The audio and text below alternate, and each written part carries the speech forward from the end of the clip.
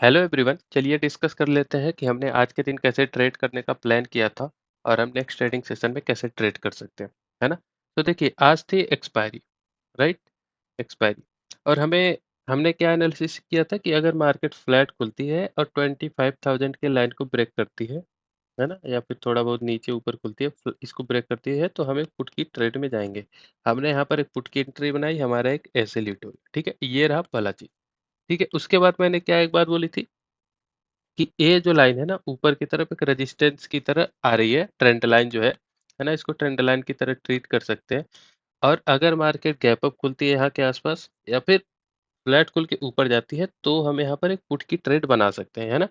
तो अगर आपने यहाँ पर एक पुट की ट्रेड बनाई, ठीक है, तो आपको एक बहुत अच्छे, और उसका टारगेट मैंने क्या बताया था, 25,000, ठीक है? जब गैप अप खुलती है, या शायद फ्लैट का भी इंक्लूड किया था मैंने कि फ्लैट खुल के ऊपर जाती है तो भी हम उसको कंसीडर कर सकते हैं। तो अगर आपने यहाँ पर दूसरी ट्रेड बनाई तो आपको बहुत अच्छे हमारे टारगेट हिट हो गए होंगे, है ना? लगभग 90 टू 100 पॉइंट आपको तुरंत विद इन 20-30 मिनट आपको मिल गए होंगे, ठीक है? और एक्सपायरी के दिन अगर इतने मिल जाते हैं तो प्रीमियम में ऑलमोस्ट 60 टू 70 पॉइंट का इंक्रीमेंट आता है एटीएम पे, बता रहा हूँ। ठीक है, सो आई होप आपने यहाँ पर, और दूसरा चीज देखो, यहाँ पर ना एम पैटर्न भी बना हुआ था, तो इस कैंडल के आसपास आप एक बहुत अच्छी पुट की ट्रेड ले सकते थे, हमारे एनालिसिस के हिसाब से भी। और मैंने जो बियरिश पैटर्न वाली चीजें बताई हैं कि जब ऐसा एम पैटर्न वगैरह बने तो हम एक ट्रेड ले सकते हैं ना, तो उसके हिसाब से एक ट्रेड बनता है यहाँ पे। उसके बाद देखो, मार्केट में कुछ नहीं हुआ, ये लास्ट आवर्स में जो मूव आया इसका हमें आज के दिन कंसीडर नहीं करना, इसको हम नेक्स्ट ट्रेडिंग सेशन के लिए कंसीडर करेंगे, ठीक है? अच्छा, अब देख लेते हैं कि हम नेक्स्ट ट्रेडिंग सेशन में कैसे ट्रेड कर सकते हैं, है ना? तो देखिए, अभी डेली पर अगर आप देखोगे, तो डेली पर आप एक चीज़ नोटिस करोगे कि मार्केट बहुत तेज़ी से नीचे आई, ठीक है? राइट? और उसके बाद यहाँ पर थोड़ा-सा सपोर्ट दिखाया इस लेवल के आसपास, मार्केट वापस से नीचे आई, रीटेस्ट किया और अभी थोड़ा-सा डब्लू टाइप पैटर्न बनाने का कोशिश कर रहा है, ठीक है? सो जब तक मार्केट इसके ऊपर है, थोड़ा-सा हम पुट से थोड़ा-सा डायरेक्शन कम कर लेंगे। मैं नहीं बोल रहा कि पुट में नहीं जाएँगे, इंट्राडे बेसिस पे हम जाएँगे, बट मैं बोल रहा हूँ कि पोजिशनल बेसिस पे थोड़ा-सा हम पुट को थोड़ा-सा भूलने की कोशिश करेंगे। इंट्राडे में हम देखेंगे कि कैसे ट्रेड कर सकते हैं। अभी देखो, यहाँ पर बहुत तेज़ी से मार्केट नीचे आई, ऊपर गई, यहाँ से नीचे आई, ठीक है? अभी हो सकता है कि आने वाले दिनों में 1-2 ग्रीन कैंडल्स बन सकते हैं, है ना? तो उसके हिसाब से कैसे ट्रेड ले सकते हैं। और दूसरा कंडीशन हो सकता है कि अगर मान लो इस हाई के ऊपर नहीं निकलती है, ठीक है, इसके नीचे, तो हो सकता है एक रेड कैंडल बना के दोबारा से इस यहाँ तक ऐसे रेड कैंडल भी बना दे। तो वो सिनेरियो भी हम डिस्कस कर लेंगे, इंट्राडे बेसिस पे मैं बताऊँगा पूरा, है ना? तो अब देख लेते हैं हम ट्रेड कैसे कर सकते हैं इंट्राडे बेसिस पे, ठीक है? तो देखो, हमें क्या करना है, मार्केट में देखना है कि मार्केट खुल कहाँ रही है, फ्लैट में, गैप अप में, या फिर गैप डाउन में, ठीक है? ये गैप अप और ये गैप डाउन, ठीक है? अब देखो, मार्केट में अगर फ्लैट खुलती है, ठीक है, 25,300 250 हमने एक लाइन ड्रॉ कर लेनी, 25,250, या फिर थोड़ा सा 60 रख लो, 10 पॉइंट का मार्जिन रख लो, है ना?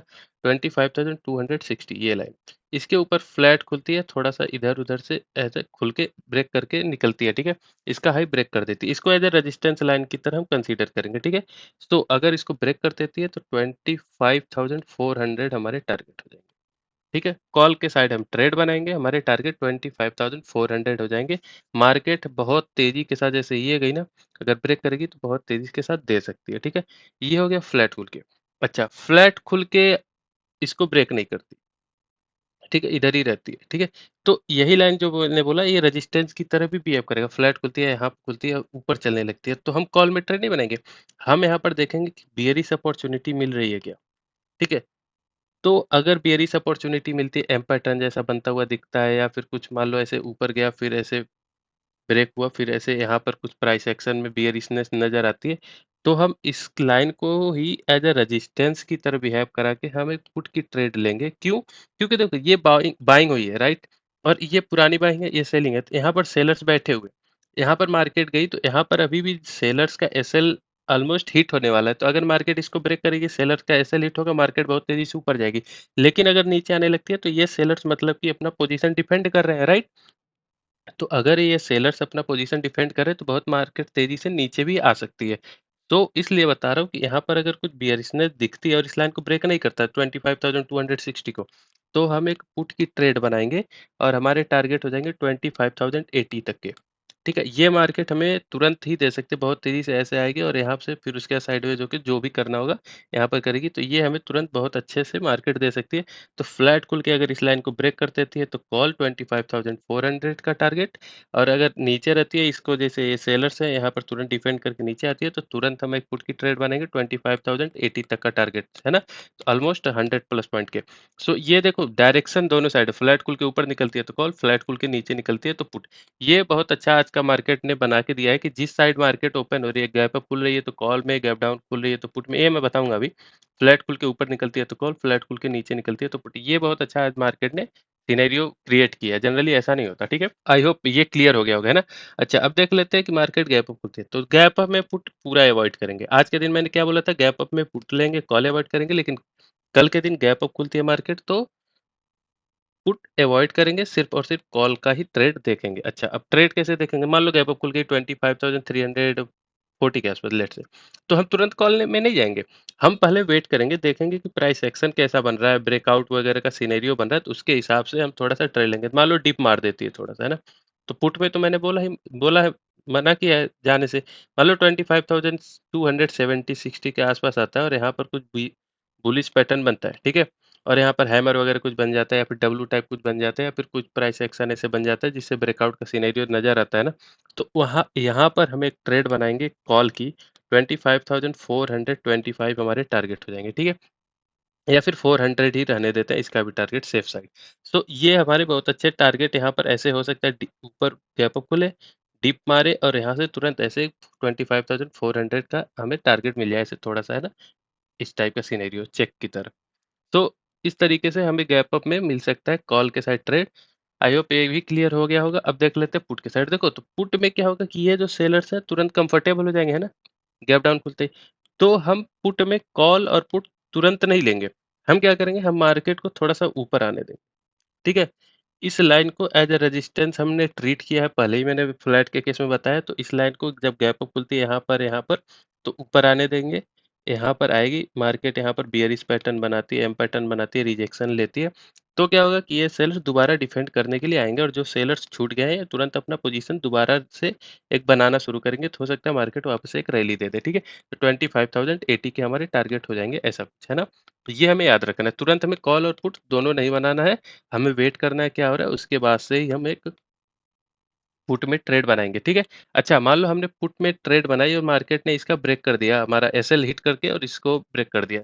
एसएल सारे केस में 25 से 30 पॉइंट या फिर कोई स्विंग वगैरह होगा, जैसे मान लो यहाँ पर ट्रेड ली तो इस स्विंग का हाई, या फिर जैसे मान लो यहाँ पे ट्रेड ली तो इस स्विंग का हाई, या फिर 25 से 30 पॉइंट जो भी ऑप्टिमल लगे, ठीक है? जैसे यहाँ पर देखो एक डब्लू पैटर्न छोटा-सा बन रहा है, तो यहाँ पर अगर कॉल की ट्रेड बनाई यहाँ के आस-पास तो इस स्विंग का हाई, तो ऐसे ट्रेड लेने होते हैं, ठीक है? सो एसएल सारे केस में 25 से 30 पॉइंट। मैं ये बोल रहा था कि मान लो हमने यहाँ पर पुट की ट्रेड बनाई नीचे की साइड और हमारा एक कॉल ऐसा लेट हो गया, मार्केट इसके ऊपर चली गई, तो हमने एक कॉल में ट्रेड बना लेनी है। हमें कल के दिन ऐसा सिनेरियो है कि हम पोजीशन रिवर्स कर सकते हैं, है ना? सो ये सिनेरियो रहने वाला है फ्रेंड्स। नॉर्मल क्वांटिटी में ट्रेड कर सकते हैं, सेटअप जो बताया मैंने उसी पे जब सेटअप बने तभी ट्रेड करना, रिस्क मैनेजमेंट के साथ ट्रेड करना, क्वांटिटी ज़्यादा मत ले लेना, है ना?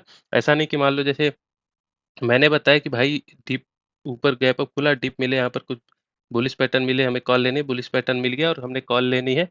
कॉल में तो ले ली, लेकिन क्वांटिटी हमने जो नॉर्मल क्वांटिटी उससे 10x क्वांटिटी ले ली, फिर उसके बाद हमें पोजीशन में जरा सा डिप मारा मार्केट ने, हमारे पसीने छूटने शुरू हो गए। ऐसा नहीं करना, नॉर्मल क्वांटिटी में लेना ताकि हम 25,400 के टारगेट के लिए हम बैठ पाएँ अच्छे से, ठीक है? सो ये ओवरऑल एनालिसिस रहने वाला है फ्रेंड्स। आई होप आपको अच्छा लगा होगा, क्लियर हो गया होगा सारा सिनेरियो, है ना? और इसी के साथ मिलते हैं नई वीडियो में नई लर्निंग के साथ। Thank you very much.